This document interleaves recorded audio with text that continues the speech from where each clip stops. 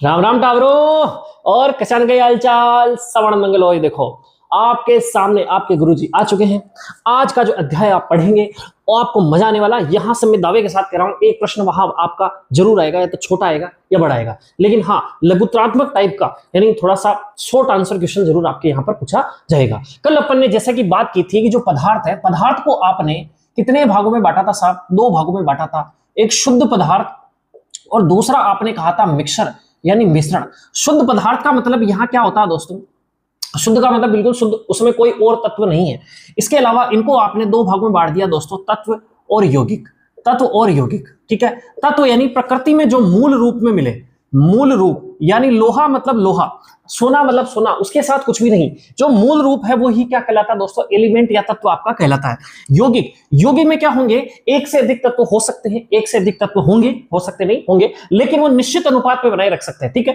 तत्व और यौगिक में क्या अंतर है? बेसिकली कि तत्व एक शुद्ध रूप है, बिल्कुल शुद्धतम मतलब शुद्धतम, उसमें मूल रूप है प्रकृति में, और इसको आप किसी भी विधि से इसके अवयव नहीं तोड़ सकते। अवयव है ही नहीं तो कहां से तोड़ेंगे? जैसे आप कहें कि भाई आपका जो ग्लूकोज है, ग्लूकोज में कार्बन हाइड्रोजन ऑक्सीजन है, वो एक यौगिक है, कार्बन हाइड्रोजन ऑक्सीजन। आप इनको कुछ विधियों द्वारा, विधियों का प्रयोग करके आप इसको कार्बन अलग किया जा सकता है, हाइड्रोजन अलग किया जा सकता है, ऑक्सीजन। अगर मैं कहूं मूल तत्व जैसे कि लोहा है, आयरन, अब इसमें केवल आयरन है, क्या अलग करोगे इसमें? यानी इसको अलग नहीं किया जा सकता, ठीक साहब। इसके अलावा मिश्रण, जैसे कि आपने पढ़ लिया था कि समांगी और विषमांगी। आज अपन पार्ट यहां से शुरू कर रहे हैं दोस्तों कि जो आपने तत्व यानी एलिमेंट पढ़ा था, एलिमेंट को भी अपन आज कुछ भागों में मिलकर पढ़ेंगे दोस्तों। एक होता है आपका मेटल यानी धातु, दूसरा आज पढ़ेंगे दोस्तों अधातु। किसके बारे में पढ़ेंगे दोस्तों? अधातु। और तीसरी बात, सबसे पहली बात, तत्व का मतलब मूल रूप की बात की जा रही है यहां पर, उसके अंदर धातु पढ़ेंगे, अधातु पढ़ेंगे, और एक पढ़ेंगे तो मेटलॉइड यानी उपधातु, ठीक। मेटल, नॉन मेटल और मेटलॉइड। देखिए दोस्तों, तत्व, तत्व को आप 3 भागों में पढ़ेंगे दोस्तों, धातु, अधातु और तीसरी होगी उपधातु, ठीक है साहब। अब यहां पर धातु के बारे में लंबी चर्चा करेंगे। धातु, धातु उदाहरण के तौर पर आपको मैं बता दूं, वो आप उनमें देख सकते हैं कि किस किस प्रकार की क्वालिटी पाई जाएगी। यानी तांबा, हाँ साहब बिल्कुल तांबा, लोहा आयरन है ना, इसके अलावा चांदी, हाँ साहब चांदी जैसा, चांदी जैसा रूप है तेरा, वही, और सोने जैसी चाल, समझ में आ गई? तो सोना, और एल्यूमिनियम, एल्यूमिनियम, एल्यूमिनियम, ठीक है साहब। इसके बाद में लेड, इसके बाद में आपके सोडियम, ठीक, और पोटेशियम, पोटेशियम। अब पहले देखिए भाई, इन सबकी सतह कैसी होती है दोस्तों? चमकदार होती है। कैसी होती है दोस्तों? सतह कैसी होती है? चमकदार होती है, शाइनिंग। यानी इन पर जब भी प्रकाश डाला जाएगा तो बढ़िया तरीके से वहां परावर्तन होगा, और जिनके कारण उनकी सतह कैसी दिखेगी? चमकदार होती है। ओ मार साहब कोई कोना मांगो तो तांबू चमका ही कोना, अरे बेटा उस पर क्या थोड़ी सी क्या जम चुकी है? अशुद्धियां जम चुकी है। अगर आप उसको किसी एसिड वगैरह, अम्ल वगैरह से धोएंगे तो वापस तांबे की सतह कैसी हो जाती है? चमकदार हो जाती है। हाँ साहब बिल्कुल, फिर तो मान लिया। और बताओ साहब, यानी पहला धातुओं का गुण क्या है दोस्तों? कि धातुओं की जो सतह होगी वो कैसी होगी? चमकदार होगी, चमकदार होगी। लेकिन अधातु की सतह, अधातु अगर मैं बता दूं, nitrogen, carbon, bromine, fluorine, chlorine, ये सारी की सारी कौन है दोस्तों? अधातुएं। जितनी भी आप गैसें जानते हो, जितनी भी गैसें, नाइट्रोजन, ऑक्सीजन, फ्लोरीन, जो आप गैस जानते हो सब अधातुएं। अगली बात समझे, ब्रोमीन एकमात्र ऐसी धातु जो जल में होती है। अच्छा, दूसरी बात, धातुएं अधिकतर क्या होती है दोस्तों? ठोस होती है। धातुएं अधिकतर क्या होती है? ठोस होती है, ठीक है साहब। और अधातु में क्या होती है? ठोस भी होगी, ठीक, द्रव भी होगी और गैस, यानी तीनों रूप के अंदर आपकी अधातुएं पाई जाएगी, ठीक साहब। चमकदार होगी, ठोस होगी। अच्छा, कुछ ऐसी धातुएं होती है जो लिक्विड भी होती है दोस्तों। आपने पढ़ा होगा दोस्तों पारा, यानी कमरे के तापमान पर, कमरे के ताप, अब कमरे का ताप याद करिए, कमरे का ताप मैंने कितना बताया था? 25 डिग्री सेल्सियस। यदि आपको इसको केल्विन में बदलना है तो 273 का मतलब 0 डिग्री, और इसके आगे 25 और जोड़ दो, यानी 298 डिग्री केल्विन पर यह धातुएं कैसी होती है दोस्तों? द्रव अवस्था में पाई जाती है। जो आपके पारा किसमें भरा होता है? आपके थर्मामीटर के अंदर भरा रहता है, जो आपकी ऐसे जबान के नीचे आपका टेम्परेचर, बुखार आती है तो टेम्परेचर नापते हैं, जैसे वो पारा पिघलता है और ऊपर चढ़ता है तो आप देखते हैं कि कितनी आपको बुखार है। आगे बात समझ में, यानी जो धातुएं होती है वो कैसी होती है दोस्तों? ठोस होती है। कुछ इसका आपको एक अपवाद मैंने यहां पर बताया है जो कि है पारा। इसके अलावा एक बड़ा गुण है दोस्तों अघात, अघात, अघात वर्धनीयता, अघात वर्धनीयता। देखो यहाँ आघात का मतलब क्या होता है, चोट मारना, यानी हथेड़े, उदाहरण के तौर पर हथौड़े से ठोकना, यानी किसी को हथौड़े से ठोका जाए या चोट मारी जाए। तो यहाँ एक शब्द आ रहा दोस्तों, वर्धन, वर्धनीयता। वर्धन का मतलब होता है बढ़ना, जैसे जैसे किसी को ठोकेंगे अगर वो चौड़ा होता जाएगा, बढ़ता होता जाएगा, वैसा गुण क्या कहलाता है, अघात वर्धनीयता। तो धातुएं, जैसे कि आप जानते हो लोहा, हाँ साहब बिल्कुल लोहा, आपने जरूर देखा होगा कुछ लोहार जाति के लोग होते हैं, वो लोहे को गर्म करते हैं, हाँ साहब गर्म करते हैं, फिर उधर से उसके ऊपर हथौड़ा मारते हैं। तो जैसे जैसे उस पर हथौड़ा मारेंगे तो वो क्या हो जाएगी दोस्तों, उसकी सीट कैसी होती जाएगी, चौड़ी होती जाएगी। हाँ साहब बिल्कुल साफ है। और अधातु, जैसे कि मान लो कोयला ले लिया आपने, तो कोयले पे मारोगे तो क्या हो जाएगा दोस्तों, टूट जाएगा। समझ में आ गई ना। तो धातुएं जो अघात वर्धनीयता का गुण रखती है, अधातुएं अघात वर्धनीयता का गुण नहीं रखती है। इसमें आप देख सकते हो दोस्तों कि आपकी जो कभी आपने देखा हो कि आप जब खाना पैक करके टिफिन वगैरह में लेके जाते हो तो मम्मी आपके क्या करती है, एल्यूमिनियम फॉइल में आपको पेपर में कुछ लपेट के खाना देती है। या फिर आप कहीं फास्ट फूड खाने चले गए जो कि खाना नहीं चाहिए ना, तो उसमें मान लो पिज्जा बर्गर कुछ आप लपेट के लेके आए, तो किसमें लपेट के दिया जाता है, वो एल्यूमिनियम फॉइल के अंदर लपेट के। आप बिल्कुल, अब एल्यूमिनियम फॉइल यानी इसमें कौन सी धातु है दोस्तों, एल्यूमिनियम धातु। हाँ साहब एल्यूमिनियम धातु, यानी उसको सोचो कितनी बारीक पिटी हुई है। पहले आपने एक मिठाई देखी होगी दोस्तों जिसका नाम है काजू कतली। काजू कतली आजकल तो क्या नकली माल आ रहा है, कोई दिक्कत नहीं। पहले काजू कतली पर किसकी परत चढ़ी होती दोस्तों, सिल्वर की। हाँ साहब सिल्वर की, उसके ऊपर बढ़िया चमकदार परत चढ़ी होती थी। तो यानी उसकी क्या पीट पीट कर इनको क्या बनाई जाती है दोस्तों, सीट बनाई जाती है। इसके अलावा और कौन सा गुण होता है दोस्तों, और गुण होता है दोस्तों तन्यता।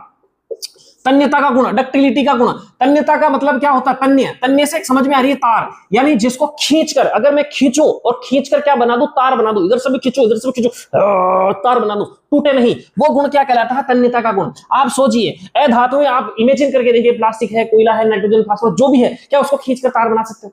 आपके घरों के अंदर भी आप तार देखते हो किसके बने होते हैं साहब, तांबे का तार बना हुआ है, लोहे का तार बना हुआ है।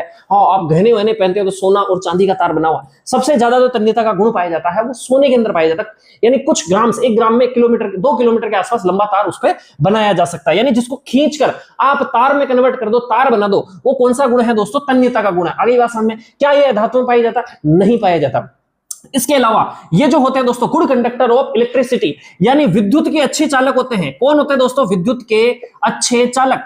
विद्युत के अच्छे चालक यानी गुड कंडक्टर ऑफ इलेक्ट्रिसिटी कौन होते हैं साहब, धातु हैं। इसीलिए इनके क्या बनाए जाते हैं, तार बनाए जाते हैं। अच्छा तार किसके बने होते हैं, बिल्कुल वापस रिपीट कर दूं, कॉपर के बने हो सकते हैं, एल्यूमिनियम के बने हो सकते हैं, लोहे के बने हो सकते हैं। इसीलिए बिजली के जो तार हैं वो जिसके अंदर विद्युत की सप्लाई हो रही है, जिसमें आवेशों का प्रवाह हो रहा है, वो सब किसके बनाए जाते हैं, धातुओं के बनाए जाते हैं। क्यों, क्योंकि धातु का गुण क्या है, विद्युत के अच्छे चालक होते हैं, यानी उनमें विद्युत धारा आसानी से प्रवाहित हो जाती है। लेकिन अपने को करंट से बचने के लिए क्या अधातुएं विद्युत की चालक होती, नहीं, अधातुएं इंसुलेटर्स होती है, यानी धातु वो क्या करती है, धारा का बहने का विरोध करती है, यानी इनमें धारा नहीं बह सकती। इसीलिए तार के ऊपर सुरक्षात्मक कारण, यानी तुम नालायक उस तार को पकड़ नहीं लो, तुम्हें करंट नहीं आ जाए और भगवान के प्यारे नहीं हो जाए, इसलिए ये तार है। और इसके ऊपर किसकी परत चढ़ी होती है, प्लास्टिक। प्लास्टिक की परत इस पर चढ़ी होती है, यानी जो प्लास्टिक की परत है, प्लास्टिक क्या है, अधातु है। प्लास्टिक क्या है दोस्तों, अधातु, यानी प्लास्टिक की परत इसलिए चढ़ाई जाती है क्योंकि उस पर धारा का, उसमें धारा प्रवाहित नहीं होगी। अगर आप टच भी करते हो तो आपको करंट महसूस नहीं होगा। आगे बात समझे। इसी प्रकार से विद्युत के अलावा किसके चालक होते हैं दोस्तों, हाँ उष्मा के अच्छे चालक। उष्मा के अच्छे चालक कौन होते हैं, उष्मा के अच्छे चालक, धातुएं उष्मा की अच्छी चालक होती है। यानी मैं अच्छी उष्मा का अच्छा चालक, जैसे मान लो विद्युत का अच्छा चालक, यानी यहां से विद्युत प्रवाहित कर आराम से एक स्थान से दूसरे स्थान पर विद्युत पहुंच जाती है। उष्मा का अच्छा चालक का मतलब क्या होगा कि अगर मैं इसको इस स्थान से जलाऊं, अगर मान लो ये धातु है और मैं इसको इस स्थान से जलाऊं, अगर मैं यहां इसको पकड़ रखा है तो थोड़ी देर में उष्मा यानी हीट यहां से ट्रेवल करते करते यहां जाएगी और मेरा हाथ जलने लग जाएगा। इसे कहते हैं उष्मा का अच्छा चालक। आपने याद किया होगा कि आपके घरों के अंदर जितने भी खाना पकाने के बर्तन है वो किनके बने होते हैं, धातुओं के बने होते हैं। किसी के भी बना सकते हैं, कॉपर के बने हो सकते हैं, स्टील, एल्यूमिनियम, जिसके भी बने हो, यानी कुल मिलाकर धातुओं के बने होते हैं। यानी उष्मा पाकर उनकी उष्मा क्या होती है, ट्रेवल करती है, यानी पूरे बर्तन के अंदर फैल जाती है और खाना अच्छी तरीके से पक जाता है। लेकिन उदाहरण ले जैसे कि कुकर या कोई कढ़ाई, उसका जो हैंडल जो पकड़ने का होता है वो किसका बना होता है, उमार साहब वही एल्यूमिनियम को बैठी उसके, लेकिन उसके ऊपर जो कवर चढ़ा होता है वो किसका चढ़ा होता है, हाँ साहब ये बात आपने सही की, या तो लकड़ी का हो सकता है या फिर प्लास्टिक का हो सकता है। क्यों, क्योंकि आप जिसको पकड़ोगे अगर वो भी मेटल का बना हुआ है तो आपके हाथ क्या हो जाएंगे, जल जाएंगे, आप उसको बढ़िया ढंग से कैरी नहीं कर पाएंगे। तो उसके ऊपर प्लास्टिक यानी अधातु, लकड़ी यानी अधातु का उस पर क्या हो जाता है, उसका कवर लगाए रखते हैं ताकि आपको उष्मा का कोई प्रभाव, कुप्रभाव नहीं हो। आई बात समझ में। चलिए साहब, और भी कुछ है क्या इसके अंदर? और भी दोस्तों कई बहुत सारी इसके अंदर चीज है। अब अगर बात करते हैं यहां पर कि कमरे के तापमान से थोड़ी सी अपवादों की बात कर लेते हैं। धातुओं के अंदर देखो, अपन ने बात की धातुएं कैसी होती है, कठोर होती है।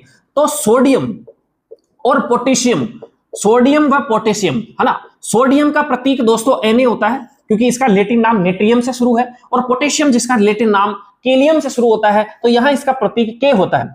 अब सोडियम और पोटेशियम, आपने कहा कि धातुएं कठोर होती है, लेकिन सोडियम और पोटेशियम ऐसी धातुएं हैं दोस्तों, तो ये क्या होता है कि इनको आप चाकू से काटो। साबुन देखी होगी आपने, बिल्कुल साबुन जैसे ही होते हैं ये, यानी साबुन बनाने के काम में आते हैं और साबुन जैसे ही होते, क्योंकि बनती साबुन इनसे ही, तो साबुन जैसे ही होते हैं। अच्छा साहब, यदि इनको चाकू से, साबुन को जैसे चाकू से आराम से काटा जा सकता है, इसी प्रकार से सोडियम और पोटेशियम को चाकू से काटा जा सकता है। अन्य जो धातुएं होती है वो कठोर होती है, यानी आप सोचो कि ऐसी धातुएं भी है जिनको आप क्या कर सकते हो, चाकू से काट सकते हो। लोहा और चांदी और तांबे को आप सोच भी नहीं सकते हो इनको मैं चाकू से काटूं। इसके अलावा धातुओं के और कौन से अपवाद होते हैं साहब? एक मैंने बताया कि धातुएं अधिकतर ठोस अवस्था में पाई जाती है, लेकिन आपका जो पारा है और लेड, ये आपका क्या दोस्तों, ये भी कमजोर धातु होती है। यहां लेड को हटा दे, पारा क्या किस अवस्था में पाया जाता है दोस्तों? द्रव अवस्था में पाया जाता है। और अधातुएं मैंने अभी बताया आपको, ठोस में भी होती है, द्रव में होती है, गैस में होती है। द्रव में केवल एकमात्र, पूछा भी जाता है कई बार, ब्रोमीन। द्रव एकमात्र अधातु, यानी पूरी दुनिया के अंदर जितने भी तत्व हैं उनमें केवल एक पारा और दूसरा ब्रोमीन, ये किस अवस्था में पाया जाता है? द्रव अवस्था में पाया जाता है। ओके, और लगभग 11 प्रकार के इसके अंदर क्या होती है? गैस होती है। आगे बात समझ में, बाकी सब ठोस अवस्था में पाया जाता है। नेक्स्ट कॉन्सेप्ट देखिए, और अभी मैंने आपको बताया कि अच्छा, एक और गुण इसका देखिए कि जो धातुएं होती हैं इनका गलनांक पढ़ चुके हो। बता पप्पू गलनांक क्या होता है, और इनके क्वथनांक, यानी बता पप्पू इनके क्वथनांक क्या होता है? बता चिनम्मा जो सुन रही है, मिनम्मा जो सुन रही है, बता दे फटाफट गलनांक क्या होता है। बिल्कुल साहब, कोई अवस्था ठोस से किस में चेंज हो जाए? द्रव में, यानी जिस ताप पर कोई ठोस द्रव में चेंज हो जाए वो उसका क्या कहलाता है? गलनांक कहलाता है। यानी धातुओं के गलनांक भी बहुत उच्च होते हैं, यानी उन ठोसों को पिघलाने के लिए, द्रव अवस्था में लाने के लिए बहुत अधिक तापमान की आवश्यकता होती है। इसीलिए कहा जा सकता है कि धातुओं के गलनांक बहुत ज्यादा होते हैं। क्वथनांक की बात करें कि उनका जो द्रव अवस्था में लाए, और द्रव अवस्था पे अगर उनको गैस में कन्वर्ट करना है तो उससे भी बहुत अधिक टेम्परेचर देने की आवश्यकता होती है। यानी धातुओं के गलनांक और क्वथनांक दोनों ही क्या होते हैं दोस्तों? बहुत उच्च होते हैं। और अधातुओं की बात करें, इनके गलनांक और क्वथनांक क्या होते हैं? थोड़े से कम होते हैं। लेकिन वही बात है अपवाद, प्रश्न आता है अपवादों से। अपवाद में क्या हो दोस्तों? एक धातु है सीजीएम और एक धातु है गैलियम। कौन सी धातु होती है? सीजीएम और गैलियम। ये जो सीजीएम और गैलियम है, आप बताएं मनुष्य का टेम्परेचर कितना होता है? कि मनुष्य का जो टेम्परेचर होता है वो कितना होता है? 37 डिग्री सेल्सियस। और कमरे का तापमान कितना होता है? 25 डिग्री सेल्सियस। ठीक साहब, अब मैंने कहा कि 25 डिग्री सेल्सियस यानी कमरे के ताप, यानी रूम टेम्परेचर पर केवल एक ऐसी धातु है जिसका नाम है पारा। वो पारा किस अवस्था में रहता है? द्रव अवस्था में रहता है। यानी इससे ऊपर ले दो तो द्रव अवस्था में बदल जाता है, बाकी ठोस में रहता है, इससे ऊपर द्रव अवस्था में बदल जाता है। लेकिन मनुष्य का तापमान कितना होता है? 37 डिग्री, यानी आपके हथेली के ऊपर थोड़ा सा कम हो सकता है, लेकिन 37 डिग्री मान के चलिए आप, तो 37 डिग्री। यानी जो ये सीजीएम है दोस्तों और गैलियम है, ये 30 डिग्री, यानी 30 डिग्री के ऊपर जैसे ही आप जाओगे 30 डिग्री से, यानी इसको कहूं कि 303 डिग्री केल्विन यदि आपका तापमान चला गया, यानी 30 डिग्री से ऊपर या 303 केल्विन से ऊपर अगर टेम्परेचर चला गया, तो वो सीजीएम और गैलियम किस अवस्था में आ जाता है दोस्तों? ये भी ठोस अवस्था में। जैसे ही इतना टेम्परेचर बढ़ेगा किस अवस्था में आ जाएगा? द्रव अवस्था में आ जाएगा। कहने का मतलब सीजीएम और गैलियम ऐसे होते हैं जिनके गलनांक और क्वथनांक बहुत कम होते हैं, यानी आप हथेली पर रखोगे तो भी वो क्या हो जाएंगे? पिघल जाएंगे। आई बात समझ में? बिल्कुल साहब। ये तो हुई आपके ठोसों की बात। अब आपके धातुओं की बात। अब बात करते हैं आपके अधातुओं में। लगभग अधातु मैंने सब कुछ पढ़ा दी है, लेकिन आपके कुछ इसके अंदर इंपॉर्टेंट फैक्ट है जो मैं बता देता हूं। देखो, सबसे पहली बात ये कैसी होती है साहब? रंगीन होती। कैसी होती है? अधातुएं रंगीन होती, भंगुर होती है, जल्दी टूट जाती है। ठीक साहब, इसमें घातवर्धनीयता का गुण नहीं होता है, तन्यता का गुण नहीं होता है। विद्युत, और मैंने क्या लिखा? विद्युत के कुचालक होते हैं। लेकिन एक ऐसी धातु है ग्रेफाइट, याद करिए, हीरा ग्रेफाइट फुलरिन, जो ग्रेफाइट धातु होती है ये क्या होती है? विद्युत की सुचालक, विद्युत की सुचालक होती है दोस्तों। आपने पेंसिल उपयोग की होगी, पेंसिल के अंदर जिससे आप वो काला काला अक्षर जो आप बनाते हो, पेंसिल जो पेंसिल में लिखने का जिसे आप गुर कहते हो, वो किसका बना होता है? ग्रेफाइट का बना होता है। पेंसिल किसकी बनी होती है? ग्रेफाइट की बनी होती है। वो कैसी होती है? विद्युत की सुचालक, यानी इसमें विद्युत का प्रवाह होगा।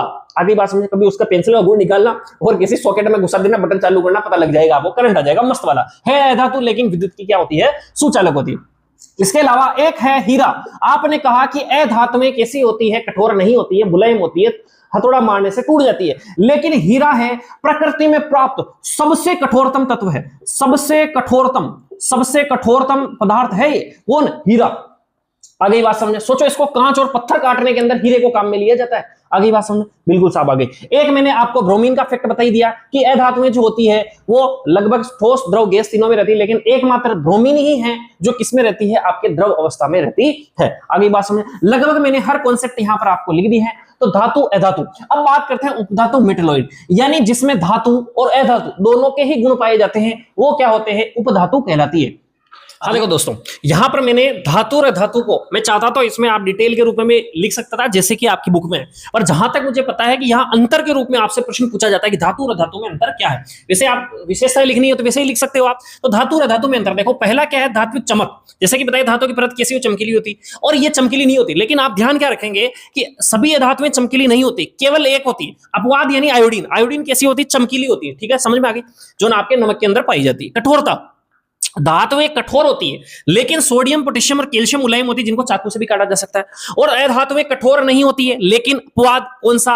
हीरा, यानी कार्बन का स्वरूप जो हीरा प्रकृति में सबसे कठोरतम होता है। बात समझ में आ गई? अघात वर्धनीयता, यानी जिनको पीट पीट कर शीट यानी चौड़ा बना दिया जाता है आराम से, है ना। तो अघात वर्धनीयता का गुण धातुओं में होता है, जबकि अधातुओं में अघात वर्धनीयता का गुण नहीं होता है। अब नेक्स्ट गुण बता रहा हूं मैं, इसका स्क्रीनशॉट ले आप। हाँ देखो दोस्तों, नेक्स्ट गुण की बात करते हैं अपन, अवस्था। अवस्था यानी ठोस, द्रव, गैस किस अवस्था में? आप सब जानते हैं कि धातु किस अवस्था में होती है? ठोस अवस्था में होती है। लेकिन पारा ये किस अवस्था में होता है? द्रव अवस्था में। अधातु में जैसा कि बताया ठोस, द्रव, गैस तीनों अवस्था में पाई जाती है। यानी ठोस उदाहरण लिखा है केवल, है ना, ठोस कार्बन, द्रव जैसे ब्रोमीन, गैस जैसे नाइट्रोजन, ऑक्सीजन, और भी हो सकती है। इसके बाद तन्यता, तन्यता यानी जिसको खींचकर तार बनाए जा सकते हैं। तो धातु में तन्यता का गुण पाया जाता है, लेकिन अधातु में तन्यता का गुण नहीं पाया जाता। इस प्रकार से चालकता की जो आपकी धातुएं होती है वो विद्युत और उष्मा दोनों की क्या होती है? सुचालक होती है। लेकिन अपवाद क्या है? पारा और सीसा। पारा यानी यहाँ मरकरी, वही जो आपके थर्मामीटर में भरा रहता है, और ये क्या होती है? कुचालक होती है। इसी प्रकार से अधातु में उष्मा और विद्युत की कुचालक होती है, लेकिन ग्रेफाइट ऐसा है जो सुचालक होता है। छापो इसको, फिर नेक्स्ट स्लाइड पर चलते हैं। हाँ देखो दोस्तों, छापो इसको। पहला क्वथनांक और गलनांक की बात करें। क्वथनांक और गलनांक समझा दिया आपको, ये उच्च होते हैं। गैलियम और सीजियम जो कि हथेली के ताप पर पिघल जाते हैं, ठीक है, यानी कमरे के ताप से थोड़ा ऊपर करते पिघल जाएंगे। इनके गलनांक और क्वथनांक न्यून ही होते हैं। ठीक, घनत्व की बात करते हैं, क्योंकि धातुएं अधिकतर ठोस होती है और ठोसों के कण बहुत पास पास होते हैं, तो इनके घनत्व उच्च ही होते हैं, मतलब सोडियम पोटेशियम को छोड़कर। और अधातु में होती है, इनका घनत्व क्या होता है? कम होता है। ध्वनिकता की बात करते हैं, आप पता है कि मंदिर में घंटे होते हैं या किसी प्रकार के आप थाली वगैरह को बजाओ तो उसमें थोड़ी सी वाइब्रेशन वाली ध्वनि उत्पन्न होती है, यानी जब उनको उनकी कठोर सतह से उनके टकराने पर ध्वनि उत्पन्न करते हैं, जबकि अधातुएं नहीं करती। इसको छापो, फिर आपको उपधातु के बारे में मैं लिखा देता हूं। स्क्रीनशॉट लो। हाँ देखो दोस्तों, उपधातु लिख दिया भाई। धातु और अधातु दोनों के गुणधर्म इसमें पाए जाते हैं।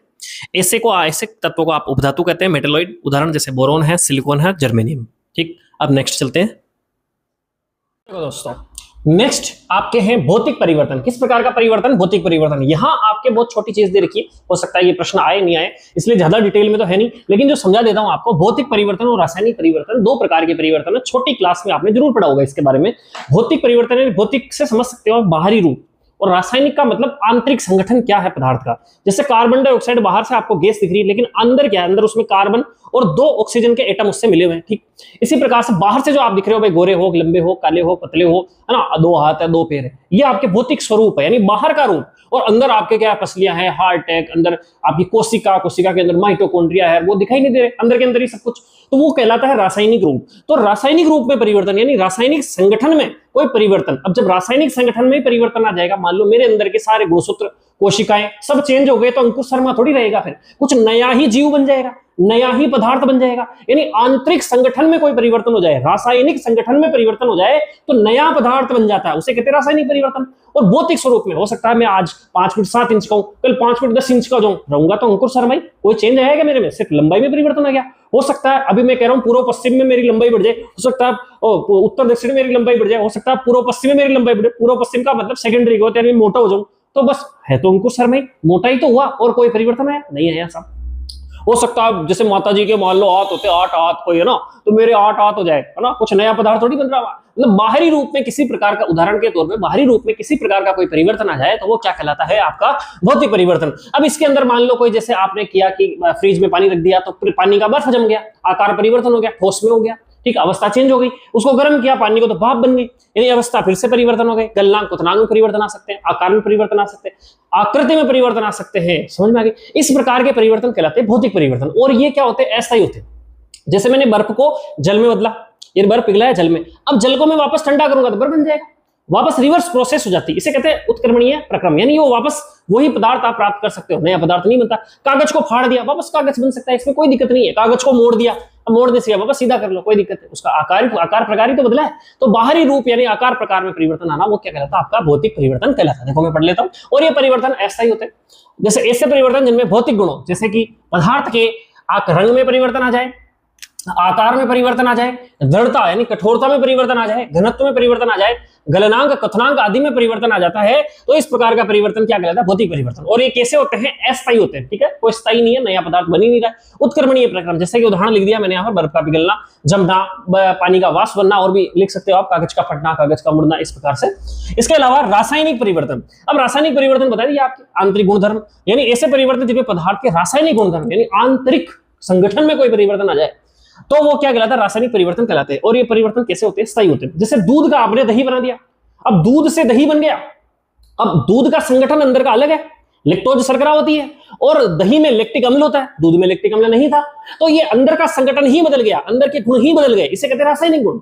और नया पदार्थ बन गया। दही से आप कौन सी विधि द्वारा दूध बना दोगे, हाँ साहब नहीं बनेगा, बिल्कुल सही कह रहे हैं साहब। तो ये है रासायनिक परिवर्तन। एप्पल काटा आपने, हाँ साहब एप्पल काटा है, थोड़ी देर खुला छोड़ दो वायुमंडल पे, हाँ साहब वो तो काला पड़ जाता है, बिल्कुल। अब वो काला पड़ गया, यानी उस जगह पर जो आयरन से ऑक्सीजन ने क्रिया कर ली और वो रंग भूरा भूरा हो जाता है, नया पदार्थ वहां पर बन गया। लोहे पर जंग लगना, ये भी अच्छा लिख सकते हो, इसमें कई उदाहरण लिख सकते हो। लोहे पर जंग लग गया, अब जंग एक नया ही पदार्थ है, उस जंग से आप वापस लोहा थोड़ी बना लोगे, हाँ साहब नहीं बनाएंगे, सही बात है। यानी कोई किसी चीज का सड़ना, पकना, और कोई पदार्थ को आप जला दो, जलाते ऑक्सीजन की उपस्थिति में जला दो, मान लो कोई चीज जल गया, कागज को जला दो, अब जल गया, वापस जले हुए से कागज बना दोगे क्या तुम, नहीं बनेगा साहब। तो वो जलना जलना अलग ही पदार्थ बन जाता है जलने के बाद में। मनुष्य को जला दो, राख बन जाएगी, उस राख से वापस मनुष्य थोड़ी बना सकते, नहीं बना सकते। यानी वो परिवर्तन होते हैं स्थायी और अनुत्क्रमणीय, यानी वो वापस इसको नहीं आप वापस पुराना पदार्थ प्राप्त नहीं किया जा सकता। तो यहाँ लिख दिया मैंने सब कुछ।